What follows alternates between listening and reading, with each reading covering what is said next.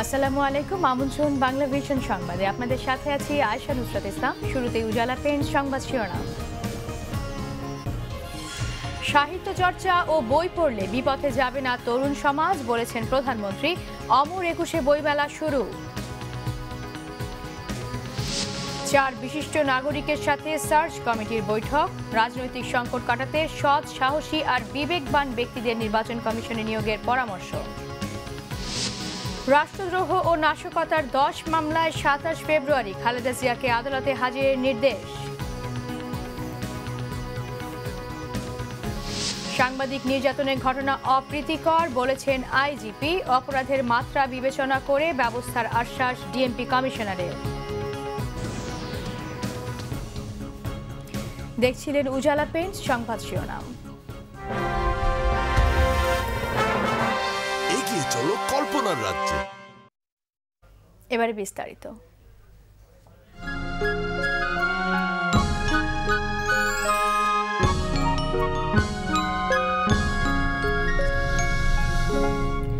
শুরু হলো মাসব্যাপী অমর একুশে গ্রন্থমেলা ও আন্তর্জাতিক সাহিত্য সম্মেলন। রাজধানীর বাংলা একাডেমি প্রাঙ্গণে মেলার উদ্বোধন করেন প্রধানমন্ত্রী শেখ হাসিনা। এ সময় তিনি বলেন, বই পড়া ও সাহিত্য চর্চা করলে বিপথে যাবে না তরুণ সমাজ। বইকে জাদুর লাঠির সাথে তুলনা করেন সম্মেলনে আসা বিভিন্ন দেশের সাহিত্যিক ও প্রকাশকরা। বাংলা সাহিত্যের বিভিন্ন ক্ষেত্রে অবদানের স্বীকৃতি হিসাবে এবার 7টি ক্যাটাগরিতে 7 জনকে পুরস্কার দেয়া হলো। এবার বুধবার বিকেলে আনুষ্ঠানিকভাবে তাদের হাতে পুরস্কার তুলে দেন প্রধানমন্ত্রী শেখ হাসিনা। অনুষ্ঠানে বিভিন্ন দেশ থেকে আসা কবি সাহিত্যিকরা বাংলা সাহিত্য নিয়ে নিজেদের অভিব্যক্তি তুলে ধরেন। It's a great honor for me to be here in Bangladesh and at the same time a truly pleasure to meet you here in Dhaka. ইতিহাসকে শরীরে ধারণ করে আপনারা এই গ্রন্থমেলায় যে প্রদীপ জ্বালাচ্ছেন তা সারা পৃথিবীতে আমাদের দীপিত করবে। এ সময় প্রধানমন্ত্রী শেখ হাসিনা বলেন, বই এখন হাতের মুঠোয় চলে এলেও কাগজে বইয়ের পাতা উল্টে পড়ার আনন্দ যে অন্যরকম তা উল্লেখ করেন তিনি। এটা একটা বিরাট মিলন মেলা পরিণত হয়। খালি আমার একটাই দুঃখ, রাষ্ট্রীয় ক্ষমতায় যাওয়ার ফলে এখন আর আগের মতো এই বইমেলায় আসতে পারি না, হাত পা বাঁধা, কি করবো। এটাই হচ্ছে সবথেকে দুঃখের। সবাই যখন আসেন দেখি তখন মনটা পড়ে থাকে আর আমি বন্দিখানায়। তারপরেও বই পড়ার ভিতর থেকে যে আনন্দ, এবং বই পড়লে পরে অনেক কিছু ভুলে থাকা যায়, আবার অনেক জ্ঞান অর্জন করা যায়। শেখ হাসিনা বলেন, সব দিকের সাথে তাল মিলিয়ে সাহিত্য সংস্কৃতিতেও এগিয়ে যাচ্ছে দেশ। নতুন প্রজন্ম যাতে বিপদগামী না হয় সেজন্য তিনি তাদের বই পড়ার পরামর্শ দেন। আমাদের সাহিত্যই আমাদের ছেলেমেয়েরা যে আজকে বিপদে চলে যায়, এই বিপদ থেকে তাদেরকে উদ্ধার করা যায় এই সাহিত্য চর্চার মধ্য দিয়ে। লেখাপড়া, সংস্কৃতি চর্চা যত বেশি হবে তত বেশি তারা ভালো পথে চলে আসবে বলে আমি বিশ্বাস করি। পরে মাসব্যাপী অমর একুশে গ্রন্থমেলার আনুষ্ঠানিক উদ্বোধন করেন প্রধানমন্ত্রী শেখ হাসিনা। এ সময় মেলার বিভিন্ন স্টলও ঘুরে দেখেন প্রধানমন্ত্রী। সৈয়দ আব্দুল মুহিত, বাংলা ভিশন, ঢাকা। ভাষার মাস এখন কৃত্রিম আনুষ্ঠানিকতায় পরিণত হয়েছে বলে মনে করছেন ভাষা সৈনিক আহমদ রফিক। তার মতে, শুধু ফেব্রুয়ারি মাস এলে ভাষার প্রতি মমত্ববোধ ও শ্রদ্ধা বেড়ে যায় সবার। বাংলা ভাষার চর্চা ও ব্যবহার সঠিকভাবে করা হয় না বলে অভিযোগ তার। এক্ষেত্রে রাষ্ট্র এর দায় এড়াতে পারে না বলেও মত দিয়েছেন এই ভাষা সংগ্রামী। শুরু হলো ভাষার মাস ফেব্রুয়ারি। 1952 সালের এই মাসেই বীর বাঙালি রক্তে অর্জিত হয় মাতৃভাষার অধিকার। মায়ের ভাষা বাংলা কেড়ে নিয়ে উর্দুকে রাষ্ট্রভাষা করায় তৎকালীন পাকিস্তানি শাসকদের ষড়যন্ত্র রুখে দেওয়ার মাস ফেব্রুয়ারি। এই রক্তাক্ত পথ বেয়ে অর্জিত হয় মাতৃভাষা বাংলার স্বীকৃতি। 52-র 21শে ফেব্রুয়ারি ভাষা রক্ষায় সেদিন প্রাণ দেন সালাম, বরকত, রফিক, জব্বার সহ আরও অনেকে। বিশ্বের ইতিহাসে বাংলাই একমাত্র ভাষা যা রক্ষা করতে হয়েছে বুকের রক্ত দিয়ে। এত প্রাণীর বিনিময়ে অর্জিত এই ভাষাকে এখন শুধু আনুষ্ঠানিকতায় বন্দী করা হয়েছে বলে মনে করছেন ভাষা সৈনিক আহমদ রফিক।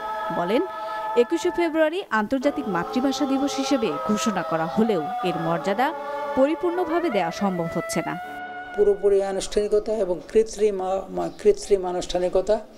কারণ হলো যে এটার মধ্যে যদি আন্তরিকতা থাকতো তাহলে আমরা দেখতাম যে মানে এই ফেব্রুয়ারি মাসের বাইরে বাকি 11 মাস আমরা ভাষা সংক্রান্ত যে কোনো বিষয়ে সচেতনতা প্রকাশ করছি বা মানে প্রয়োজনে নানাবিধ ব্যবস্থাও গ্রহণ করছি, কিন্তু সেগুলো কিন্তু করা হয় না।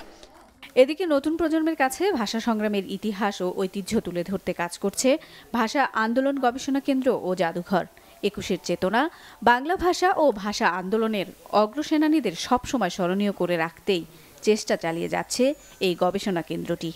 স্বাধীনতার প্রস্তুতি পর্ব ছিল রাষ্ট্রভাষা আন্দোলন, কিন্তু সত্যিকার অর্থে এই রাষ্ট্রভাষা আন্দোলনের চেতনা, রাষ্ট্রভাষা আন্দোলনের ইতিহাস চর্চা আমরা সেইভাবে মানে সেটাকে উপলব্ধি করি কিনা যথেষ্ট সন্দেহ আছে। সারা বাংলাদেশ থেকে এই শহীদ মিনারের ইতিহাস সংরক্ষণের জন্য কাজ করে যাচ্ছে। আমরা আশা করছি যে এর পরের বছর আমরা এই শহীদ মিনারের ইতিহাস নিয়ে একটি মানে প্রামাণ্য গ্রন্থ তৈরি করতে পারবো।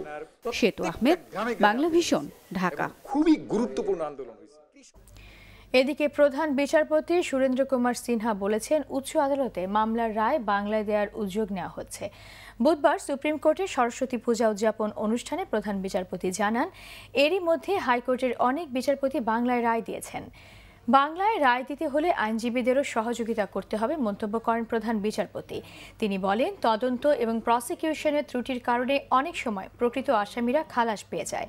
গুরুত্বপূর্ণ মামলার ক্ষেত্রে সাক্ষীরও অভাব থাকে, তাই সব পর্যায়ে প্রশিক্ষণ দরকার বলেও মন্তব্য করেন প্রধান বিচারপতি সুরেন্দ্র কুমার সিনহা।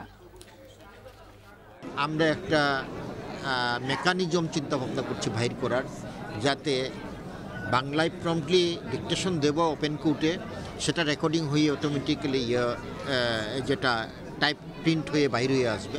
এটা যদি আমরা এই ডিভাইসটা যদি বাইর করতে পারি, আমার আইটি সেক্টরে আমি বলে দিয়েছি, হলে আমরা আশা করি বাংলায় আমরা রায় দিতে পারব। রাজনৈতিক সংকট কাটাতে সৎ, সাহসী, বিবেকবান ও দল নিরপেক্ষ ব্যক্তিদের নির্বাচন কমিশনে নিয়োগ দেওয়ার পরামর্শ দিয়েছেন বিশিষ্ট নাগরিকরা। সার্চ কমিটির সঙ্গে বৈঠকে নিজেদের মতামত জানিয়েছেন দেশের বিশিষ্ট 4 নাগরিক। বৈঠক শেষে মন্ত্রিপরিষদ বিভাগের অতিরিক্ত সচিব মোহাম্মদ আব্দুল ওয়াদিদ সাংবাদিকদের জানান, রাজনৈতিক দলের দেয়া নামের বাইরেও কমিটি নিজস্ব বিবেচনায় চূড়ান্ত তালিকায় নাম দিতে পারবে। আগামী 8 ফেব্রুয়ারির মধ্যেই 10 জনের চূড়ান্ত তালিকা রাষ্ট্রপতির কাছে দেয়া হবে বলে জানান মন্ত্রিপরিষদ বিভাগের অতিরিক্ত সচিব।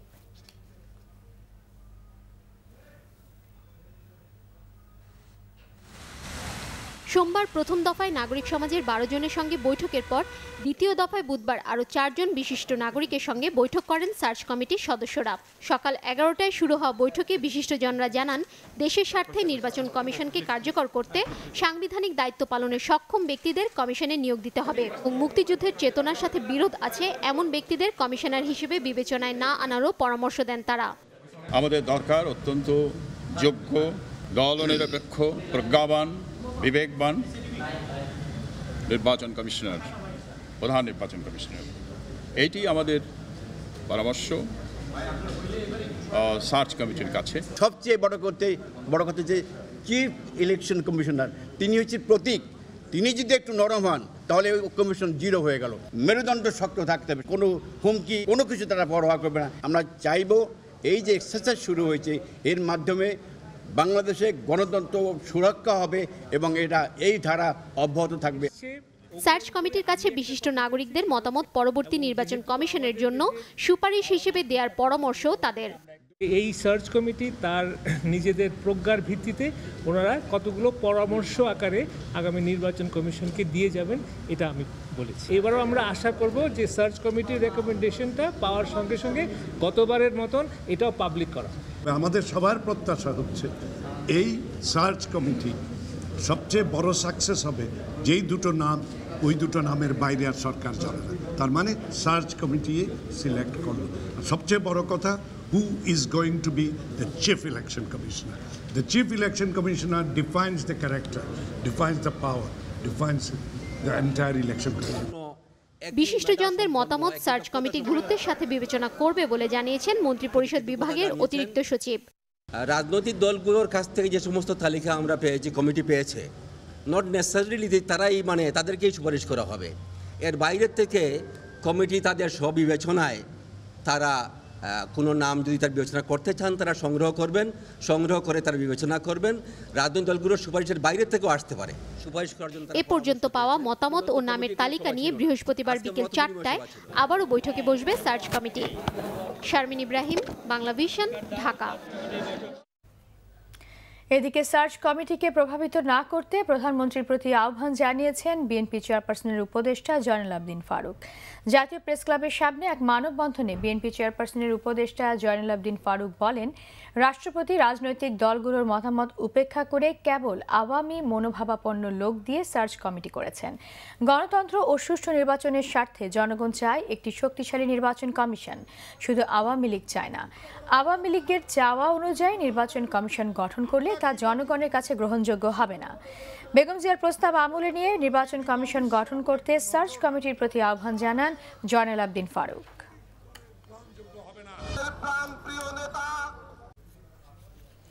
রাষ্ট্রদ্রোহ ও নাশকতার 10 মামলায় বিএনপি চেয়ারপারসন বেগম খালেদা জিয়াকে আগামী 27 ফেব্রুয়ারি আদালতে হাজির হওয়ার নির্দেশ দিয়েছে আদালত। বুধবার ঢাকা মহানগর দায়রা জজ কামরুল হোসেন মোল্লা এই নির্দেশ দেন। বেগম জিয়ার বিরুদ্ধে করা রাজধানীর দারুস সালাম থানার 9টি নাশকতার এবং একটি রাষ্ট্রদ্রোহ মামলায় এদিন হাজিরার দিন ধার্য ছিল, কিন্তু অসুস্থতার কারণে আদালতে হাজির না হওয়ায় বেগম জিয়ার আইনজীবী সানাউল্লাহ মিয়া সময়ের জন্য আবেদন করেন। আইনজীবীর আবেদনের প্রেক্ষিতে পরবর্তী হাজিরার দিন নির্ধারণ করে আদালত। গত বছরের জানুয়ারিতে দায়ের হওয়া মামলায় 5 এপ্রিল থেকে জামিনে আছেন বেগম খালেদা জিয়া। 3 দিনের রাষ্ট্রীয় সফরে ঢাকায় এসেছেন ফিলিস্তিনের প্রেসিডেন্ট মাহমুদ আব্বাস। ফিলিস্তিনের প্রেসিডেন্ট মাহমুদ আব্বাসের এটি প্রথম বাংলাদেশ সফর। মাহমুদ আব্বাস ঢাকায় পৌঁছে হোটেল লা মেরিডিয়ানে অবস্থান করছেন। সফরকালে বিরোধী দলীয় নেতা রওশন এরশাদের সাথে সৌজন্য সাক্ষাৎ করার কথা রয়েছে তার।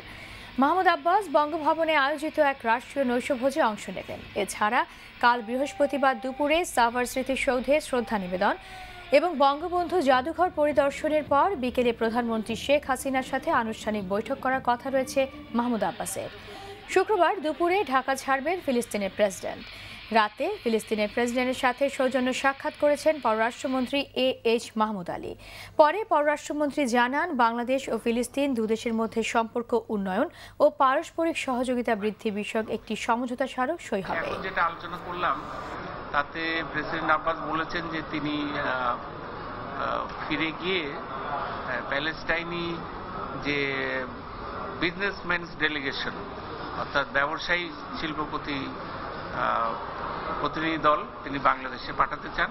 দুই পররাষ্ট্র মন্ত্রণালয়ের মধ্যে যে আনুষ্ঠানিক আলোচনা হয় প্রতি বছর, তো সেইটার সম্বন্ধে একটা চুক্তি, একটা মেমোরান্ডাম আমরা আগামীকাল সই করব। পররাষ্ট্র প্রতিমন্ত্রী শাহরিয়ার আলম জানিয়েছেন, স্থান সংকুলান না হওয়ায় কক্সবাজার থেকে কয়েকটি রোহিঙ্গা শিবির নোয়াখালীর হাতিয়ায় সরিয়ে নেওয়া হবে। দুপুরে নিজ কার্যালয়ে তিনি সাংবাদিকদের কথা জানান। শিগগিরই রোহিঙ্গাদের ফিরিয়ে নিতে মিয়ানমার রাজি হবে বলেও আশা করেন শাহরিয়ার আলম। মায়ানমারের যে অবৈধ নাগরিকরা বাংলাদেশে, বিশেষ করে কুতুপালাং যে ক্যাম্পটি করা হয়েছিল, দুটো জায়গা মিলে 30,000 মতো, কিন্তু সেই জায়গায় এখন 3 লক্ষেরও বেশি মানুষ সেখানে থাকছেন। এতে কক্সবাজারের উখিয়ার আশেপাশের অঞ্চলের একটা পরিবেশ বিপর্যয়। 3 জনের জন্য যে ঘর, সেটিতে 10 জন থাকছেন, 12 জন থাকছেন, তাদের চিকিৎসা দিতে অসুবিধা হচ্ছে। হাতিয়ার ঠ্যাঙ্গার চরে এখানে জমি সেনাবাহিনীর কে দায়িত্ব দেওয়া হয়েছে।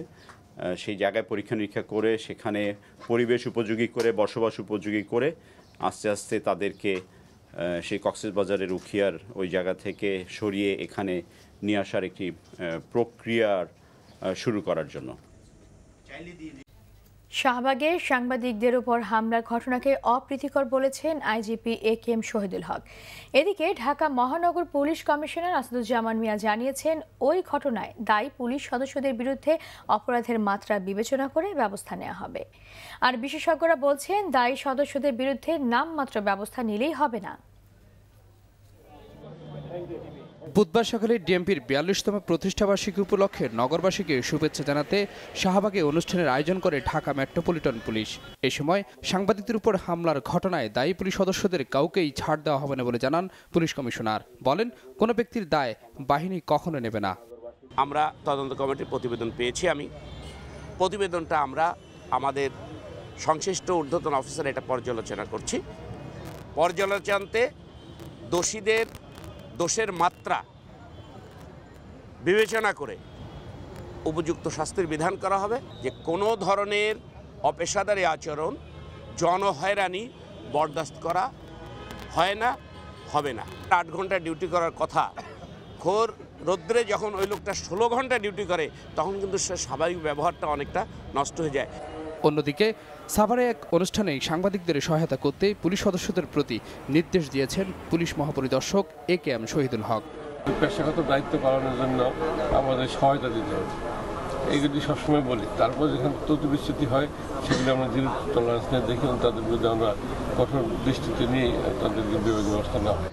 এদিকে অপরাধ বিশেষজ্ঞ তৌহিদুল হকের মতে, পুলিশ সদস্যদের বেপরোয়া ভাব এখন দমন করতে হবে, না হয় বাহিনীটির প্রতি মানুষের আস্থা কমে আসবে, সফলতাও প্রশ্নবিদ্ধ হবে বলে জানান তিনি। কাউকে পিটালো, কাউকে গুলি করলো, কাউকে হয়রানি করলো, এগুলো কিন্তু আসলে কোনো মেকানিজম হতে পারে না, বরং এগুলো হয়রানির কৌশল। এখন এই জায়গাগুলো থেকে বেরিয়ে এসে পুলিশ প্রশাসনকে সত্যিকার অর্থে আইন শৃঙ্খলা পরিস্থিতি জনগণের কল্যাণে ব্যবহার করার জন্য পুলিশকে সময়ের সাথে তাল মিলিয়ে তাদেরকে আধুনিক হতে হবে। অধিকাংশ পুলিশের সদস্যের মধ্যে কিন্তু এখনও অ্যাগ্রেসিভ বিহেভিয়ার, তারপরে পেশাগত দৃষ্টিভঙ্গির ঘাটতি থেকে শুরু করে তার এডুকেশন, তার ট্রেনিং, তার নৈতিক বোধ, এই সমস্ত বিষয়গুলো কিন্তু ঘাটতি রয়েছে। পুলিশের নিয়োগ ও পদোন্নতি স্বচ্ছতার সাথে করার পাশাপাশি পর্যাপ্ত ট্রেনিংয়ের প্রয়োজন রয়েছে বলেও জানান এই বিশেষজ্ঞ। SM Foyez, Bangla Vision, Dhaka. নিচ্ছি CBC টাইলস সংবাদ বিরতি, সাথেই থাকুন, ফিরে এসে থাকছে অজ্ঞতার অন্ধকার দূর করার প্রত্যয়ে পালিত হলো হিন্দু সম্প্রদায়ের সরস্বতী পূজা।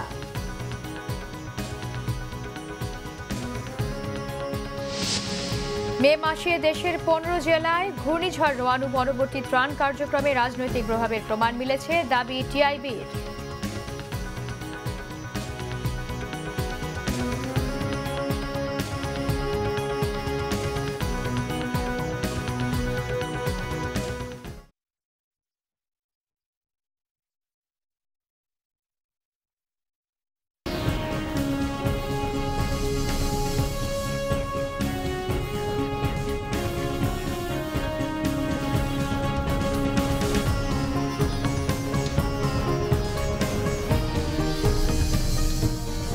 স্বাগত আরও একবার বাংলা ভিশন সংবাদে।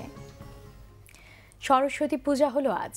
হিন্দু সম্প্রদায়ের অন্যতম এই ধর্মীয় উৎসবে পঞ্চমী তিথিতে বিদ্যা ও জ্ঞানের অধিষ্ঠাত্রী দেবী সরস্বতীর চরণে পুষ্পার্ঘ্য অর্পণ করেন ভক্ত শিক্ষার্থীরা। অজ্ঞতার অন্ধকার দূর করতে কল্যাণময়ী দেবীর চরণে প্রণতি জানান তারা। সনাতন ধর্মাবলম্বীদের মতে দেবী সরস্বতী সত্য, ন্যায় ও জ্ঞানালোকের প্রতীক, বিদ্যা, বাণী ও সুরের অধিষ্ঠাত্রী। সকালে শ্রী শ্রী ঢাকেশ্বরী জাতীয় মন্দির ও ঢাকা বিশ্ববিদ্যালয়ের জগন্নাথ হলে আয়োজিত সরস্বতী পূজার আয়োজনে যোগ দেন অনেকেই। পূজা উপলক্ষে মন্দির ও শিক্ষা প্রতিষ্ঠানগুলোতে পুষ্পাঞ্জলি দান, প্রসাদ বিতরণ, ধর্মীয় আলোচনা সভা ও সাংস্কৃতিক অনুষ্ঠানের আয়োজন করা হয়। এদিকে সরস্বতী পূজা উপলক্ষে সন্ধ্যায় মানিক মিয়া এভিনিউয়ে বাংলাদেশ সংসদ সচিবালয়ে আয়োজিত অনুষ্ঠানে প্রধান অতিথি ছিলেন ভারতের হাইকমিশনার হর্ষবর্ধন শ্রিংলা। এ সময় তিনি বলেন, বাংলাদেশের উন্নয়নে অংশীদার হতে চায় ভারত। এছাড়া ডেপুটি স্পিকার ফজলে রাব্বি মিয়া সহ সংসদ সদস্যরা উপস্থিত ছিলেন।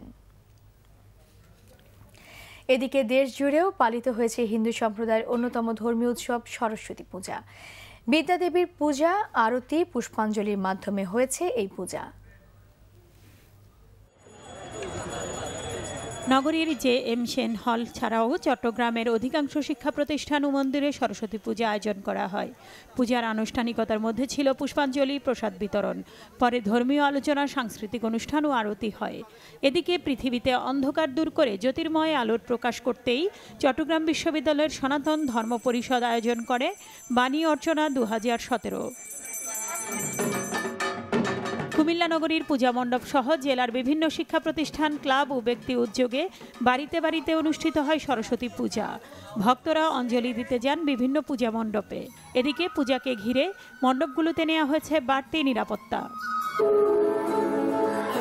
ভৈরবে অনুষ্ঠিত হল হিন্দু ধর্মাবলম্বীদের অন্যতম ধর্মীয় উৎসব সরস্বতী পূজা। মন্দিরগুলো বিদ্যার্থী আর তাদের অভিভাবকদের পদচারণায় মুখর হয়। সরস্বতী পূজার আনুষ্ঠানিকতা মন্দিরগুলো ছাড়িয়ে পাড়া মহল্লায়ও ছড়িয়ে পড়ে। রাজশাহীতে সকাল থেকে শিক্ষার্থী ও ভক্তরা ভিড় করে মণ্ডপগুলোতে। শিক্ষার্থী, শিক্ষক ও অভিভাবকদের পদচারণায় মণ্ডপগুলো রূপ নেয় মিলন মেলায়। পুজো শেষে ভক্তদের মাঝে প্রসাদ বিতরণ করা হয়। রাজশাহীর সহকারী ভারতীয় হাইকমিশনার অভিজিৎ চট্টোপাধ্যায় নগরীর পূজা মণ্ডপ ঘুরে দেখেন। নড়াইলে দেবীর চরণে পুষ্পমাল্য অর্পণ, প্রসাদ বিতরণ ও আলোচনা সভার মধ্য দিয়ে পূজার আনুষ্ঠানিকতা হয়। এ সময় শিক্ষা প্রতিষ্ঠানের শিক্ষক শিক্ষার্থীরা উপস্থিত ছিলেন। বাগেরহাট সরকারি মহিলা কলেজে বাণী বন্দনায় জেলা প্রশাসক তপন কুমার বিশ্বাস এবং পুলিশ সুপার পঙ্কজ চন্দ্র রায় অংশ নেন। এ সময় সংসদ সদস্য ডাক্তার মোজাম্মেল হোসেন উপস্থিত ছিলেন। ফরিদপুরে বিভিন্ন শিক্ষা প্রতিষ্ঠানে বিদ্যার্থীরা পুরোহিতের মন্ত্র উচ্চারণের সাথে সাথে দেবীর চরণে ফল ও বেলপাতা সহ পুষ্পাঞ্জলি দিয়ে আশীর্বাদ প্রার্থনা করে। এছাড়া প্রসাদ বিতরণ, আলোকসজ্জা, আরতি ও সাংস্কৃতিক অনুষ্ঠানেরও আয়োজন রয়েছে। এছাড়া মানিকগঞ্জ, ভোলা, চাঁদপুর, কচুয়া, চুয়াডাঙ্গা, ঝিনাইদহ, নীলফামারী সহ দেশের বিভিন্ন স্থানে ধর্মীয় আনুষ্ঠানিকতায় পালিত হয় সরস্বতী পূজা। ধর্মীয় বিধান অনুসারে মাঘ মাসের শুক্ল পঞ্চমী তিথিতে সাদা রাজহাঁসে চড়ে বিদ্যা ও জ্ঞানদাত্রী দেবী সরস্বতী পৃথিবীতে আসেন। জ্ঞানের আলোয় আলোকিত করেন ভক্তদের। নাসরিন গীতি, বাংলা ভিশন নিউজ ডেস্ক।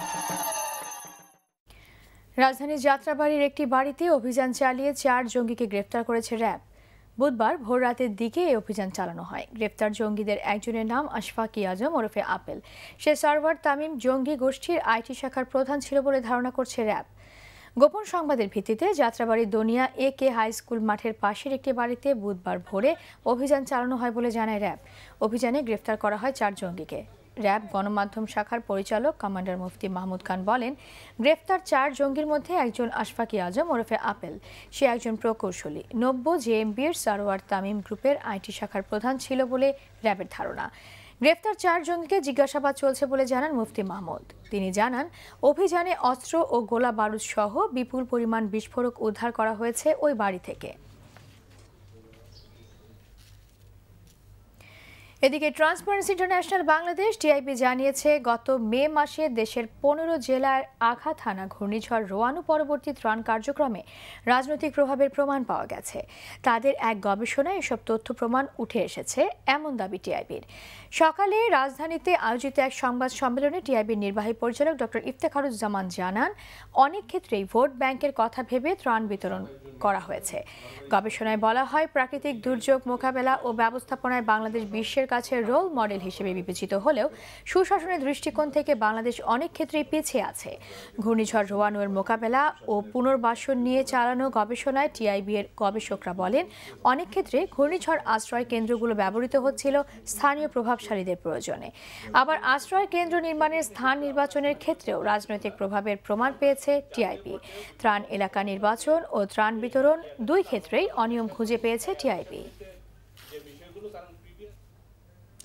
আবারও নিচ্ছে CBC টেল সংবাদ বিরতি। সাথেই থাকুন, ফিরে আসছি জানিয়ে ডেমোক্র্যাট সিনেটরদের বয়কটের মুখে আটকে গেছে মার্কিন প্রেসিডেন্ট ট্রাম্পের 2 মন্ত্রী ও অ্যাটর্নি জেনারেলের চূড়ান্ত নিয়োগ। ভারতের বিপক্ষে একমাত্র টেস্টে দলে ফিরেছেন মুশফিক, ইমরুল ও মুমিনুল। পুরোপুরি ফিট না হওয়ায় দলে নেই পেসার মুস্তাফিজ।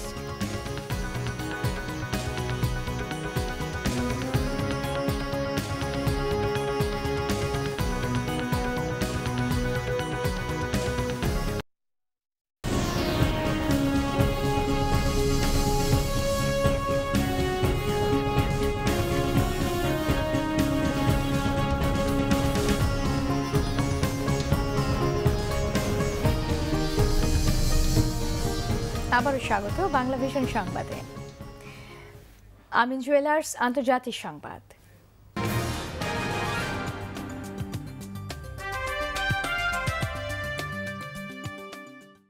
ডেমোক্র্যাট সিনেটরদের বয়কটের মুখে আটকে গেছে মার্কিন প্রেসিডেন্ট ট্রাম্পের 2 মন্ত্রী ও অ্যাটর্নি জেনারেলের চূড়ান্ত নিয়োগ।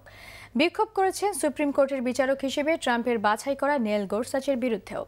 স্বাস্থ্যমন্ত্রী পদে টম প্রাইস ও ট্রেজারি মন্ত্রী পদে স্টিফেন নুচিনকে মনোনীত করেছিলেন ট্রাম্প।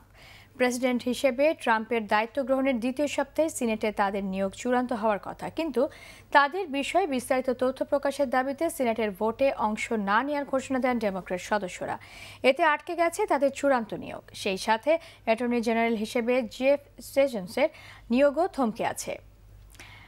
ওবামা প্রশাসনে নিয়োগ পাওয়া ভারপ্রাপ্ত অ্যাটর্নি জেনারেল স্যালি ইয়ার্সকে বরখাস্তের জেরে ট্রাম্প মনোনীত প্রার্থীদের ওই পদের সাথে সংশ্লিষ্টতা যাচাইয়ের দাবি করেন ডেমোক্র্যাট সিনেটররা। এদিকে সুপ্রিম কোর্টের বিচারপতি হিসেবে কলোরাডো রাজ্যের আপিল কোর্টের বিচারক নেল গোরসাচকে বাছাই করেছেন ট্রাম্প, কিন্তু জন্ম নিয়ন্ত্রণের বিপক্ষে কঠোর অবস্থানের কারণে গোরসাচের বিরোধিতা করছেন ডেমোক্র্যাটরা। এর আগে ওই পদে ওবামা প্রশাসনের উদ্যোগ রিপাবলিকানরা আটকে দিয়েছিল। এখন পার্লামেন্টে তাদেরই আধিপত্য থাকায় ডেমোক্র্যাটদের স্বপ্ন পূরণ না হওয়ার সম্ভাবনাই বেশি। সংবাদ শেষ করব উজালা পেন সংবাদ শিরোনামগুলো আরও একবার জানিয়ে। সাহিত্য চর্চা ও বই পড়লে বিপথে যাবে না তরুণ সমাজ, বলেছেন প্রধানমন্ত্রী। অমর একুশে বইমেলা শুরু। 4 বিশিষ্ট নাগরিকের সাথে সার্চ কমিটির বৈঠক। রাজনৈতিক সংকট কাটাতে সৎ, সাহসী আর বিবেকবান ব্যক্তিদের নির্বাচন কমিশনে নিয়োগের পরামর্শ। রাষ্ট্রদ্রোহ ও নাশকতার 10 মামলায় 27 ফেব্রুয়ারি খালেদা জিয়াকে আদালতে হাজিরের নির্দেশ।